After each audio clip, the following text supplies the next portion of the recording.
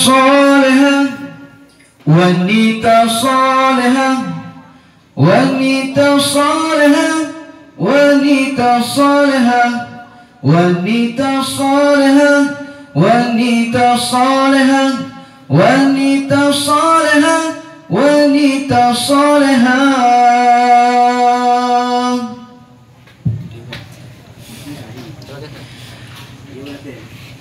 Perhiasan yang paling indah bagi seorang abdi Allah, itulah ia wanita salehah, ia menghiasi dunia. Itulah ia wanita salehah, ia menghiasi dunia.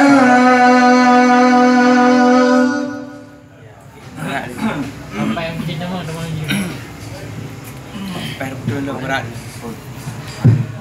wanita salehah, wanita salehah, wanita salehah, wanita salehah, wanita salehah, wanita salehah, wanita salehah, wanita salehah. Aurat ditutup demi kehormatan, kitab Al-Quran didahulukan, suami mereka ditaatinya, akhlak mulia yang dia hadirkan, suami mereka ditaatinya, akhlak mulia yang dia hadirkan.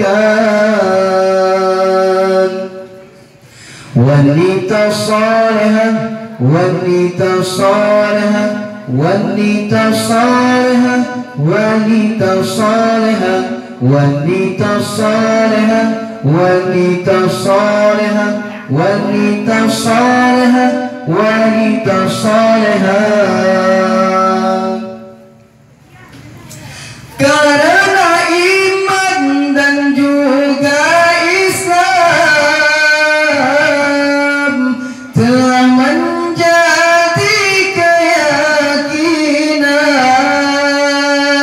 jiwa raga mampu dikorbankan, harta kemewahan dilaburkan di dalam kehidupan ini.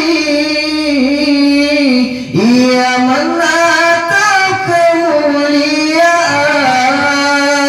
bagai sekuntum mawar yang tegar di tengah gelombang kehidupan.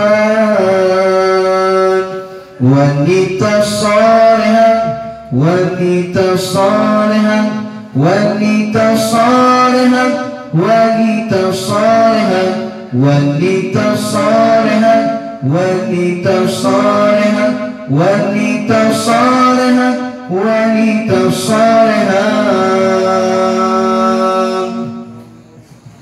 Apa tu? Aina